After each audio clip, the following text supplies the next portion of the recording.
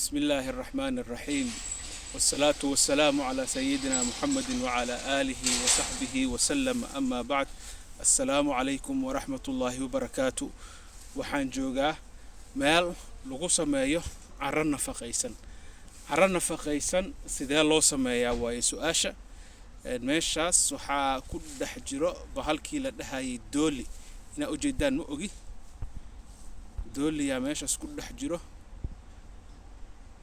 دولي كل حجرو ماشي كل دومانايو marka cara nafaqaysan sida loo sameeyaa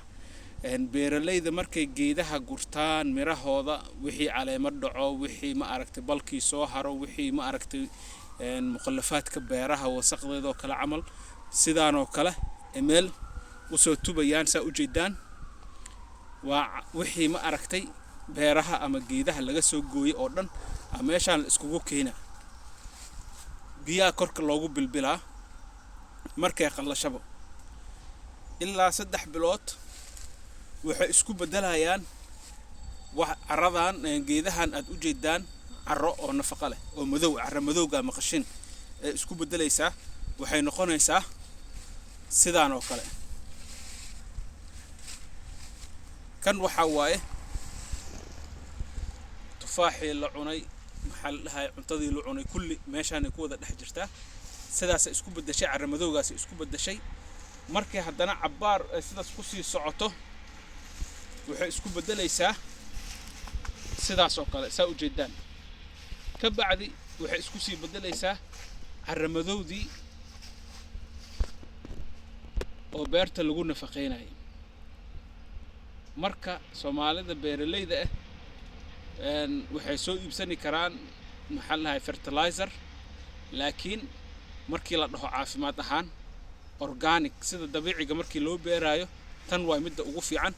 caramadow Soomaalida aad u jecel yihiin beeralayda qaasatan way sameysani karaan caradan madowga waxa laga sameeyay geedahaas la jijibiyay oo meeshaasay ku jiro sidoo kale digada xoolaha kala lagu dari karaa waxay noqonaysaa markaaseeto nafaqo aad u sareyso una dheelitiran waa kana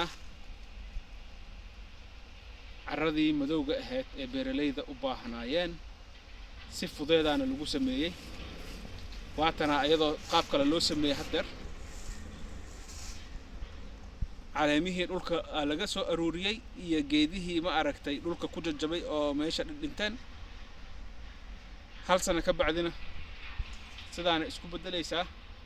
beertaadana intaasaaba ku filanbo halkii acre intaana ku filanbo والسلام عليكم ورحمة الله وبركاته. انتاسا إديسو قد بناي.